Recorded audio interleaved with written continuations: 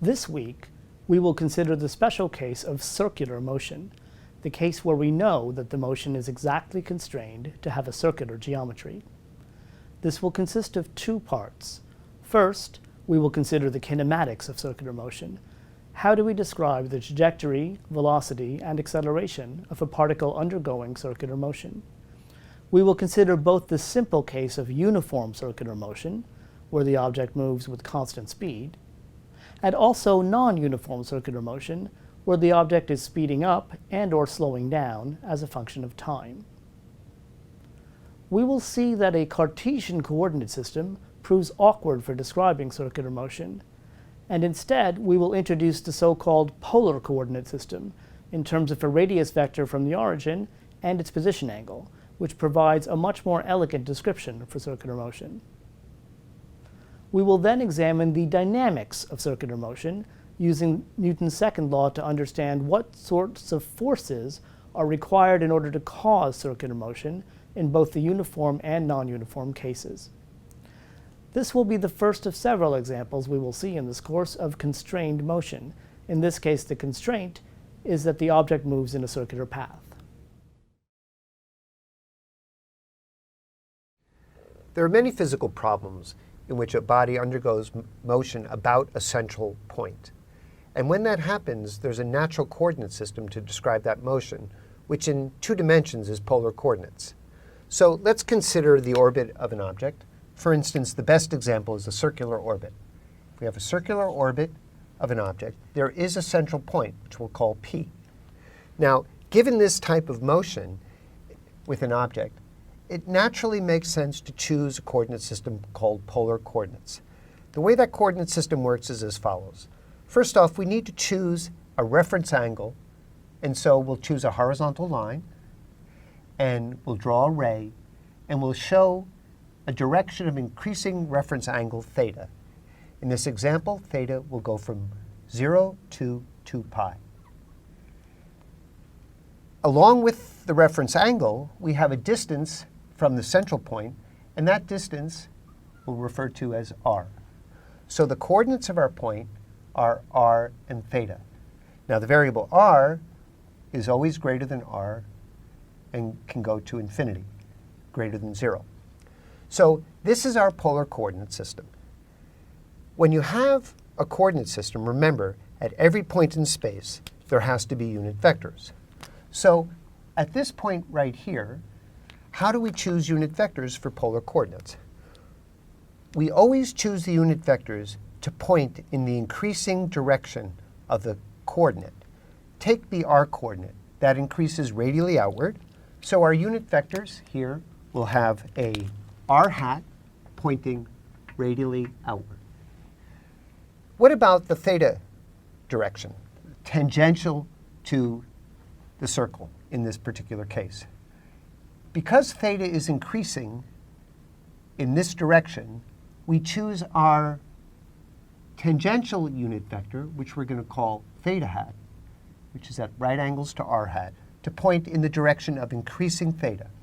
And so at this point, we now have a set of unit vectors. Now, one has to be very careful in polar coordinates for the following reason. Suppose that you're at another point over here. Now, because we have 2 different points, let's just give some names to these points. We'll call this S1 and this point S2.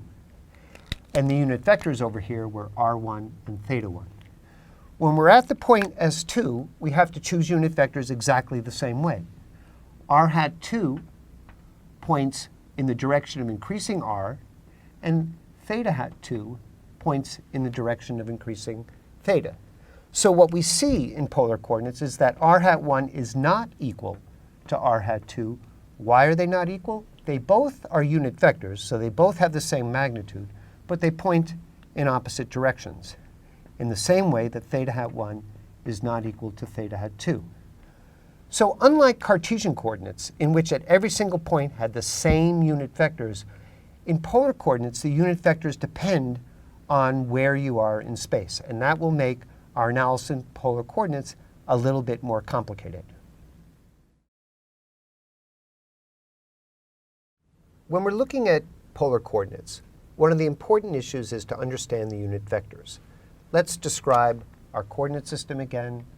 We have a point where there's an object, and at this point, we have a pair of unit vectors, r hat and theta hat. Now, those unit vectors will change depending where you are in space.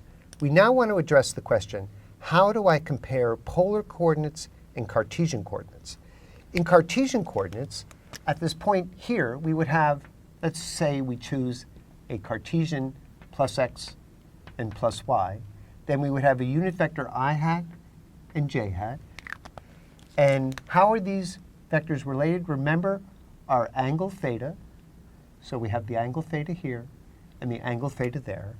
And now I would like to apply simple vector decomposition to r hat and theta hat and express each of these unit vectors in terms of the unit vectors I hat and j hat. Let's begin with r hat.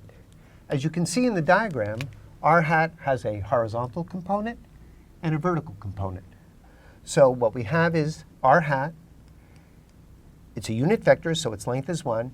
Its horizontal component is adjacent to the angle, so that's cosine of theta I hat plus sine of theta j hat.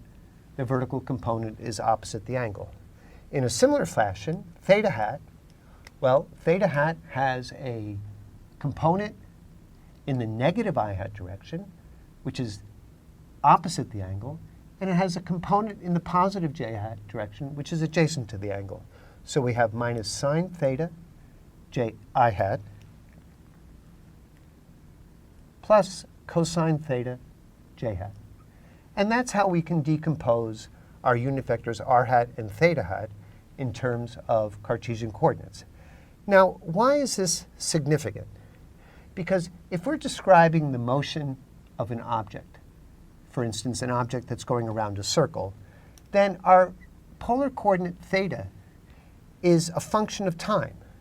And so these unit vectors are actually changing in direction. We saw that before. Over here, r hat and theta hat point in different directions.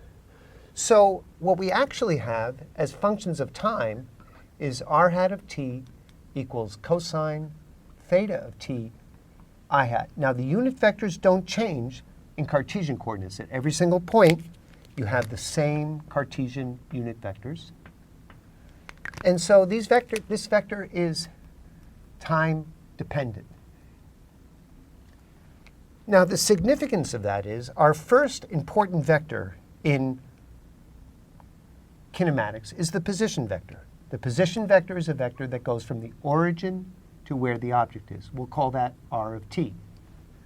So this position vector, r of t, can be expressed as a length, r, and its direction is in the r hat direction, which is a function of time.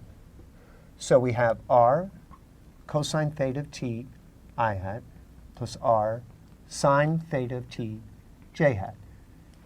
Now, we can now define the velocity of this object, where the velocity is the derivative of the position vector. When you differentiate, remember r is a constant, so we get r. Now, what is the derivative with respect to time of cosine theta t? Because the argument of theta is a function of t, we need to use the chain rule. So the derivative is minus sine theta of t d theta dt I hat. And the derivative of the sine is cosine theta of t d theta dt j hat. Now, notice that I can pull out the common term d theta dt. So I have r d theta dt, and I have minus sine theta of t I hat plus cosine theta of t j hat. And if you'll notice, this is exactly the unit vector theta hat. So we can write our velocity vector for this object that's moving in a circle as r d theta dt theta hat. When we write a vector like this, it's pointing tangentially, the theta hat direction, and this part is the component. So often we can use a notation v theta theta hat, where v theta is the component r d theta dt. Now, this component can be positive or negative or 0. For example, if d theta dt is positive, what does that mean? That means that our angle theta is increasing, so the object is moving the way I indicate with my finger. If d theta dt is 0, then the angle is not changing, so the object is at rest. And finally, if d theta dt is negative, then the angle theta is decreasing, and so the object is moving in this direction. So this is our velocity for a circular motion expressed in polar coordinates.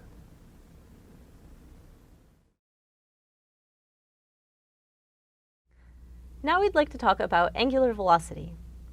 So for a particle traveling in a circle, we've seen that the velocity can be written as r d theta dt in the theta hat direction. And we've also seen that d theta dt can be positive, in which case theta is increasing, and so the particle is traveling around the circle in this direction. You can call that the counterclockwise direction. We've also seen that d theta dt can be negative, in which case the angle is decreasing, so the particle is traveling around the circle in this direction, which we could call clockwise. Let's now look at rotation in an arbitrary plane. So if I have a plane like this, and I have some particle traveling in a circle like this, and I have some observer that's above the plane, looking down on this plane, then it will see this rotation as being in the counterclockwise direction, whereas if I have another observer down here, and they're looking up at this plane, they'll see the motion as being clockwise. And so you can see we have a need for the more formal definition for the rotation of this. And so what we're going to do is use the right-hand rule to define a direction that tells you both the direction, it defines the plane, and it also tells you what the positive direction of rotation is for that plane. So the way we'll do this right-hand rule is we'll take our right hand, we'll curl our fingers in the direction of the rotation, and our thumb will point in the direction of that positive, the positive direction that we're defining. So in this case, I'm going to have an arrow like this. I'll call it n hat to indicate that it's the normal unit vector to that plane.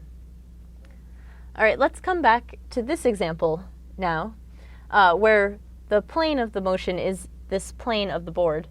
And let's look at our two cases again. So in the case of d theta dt positive, our circle looks something like this.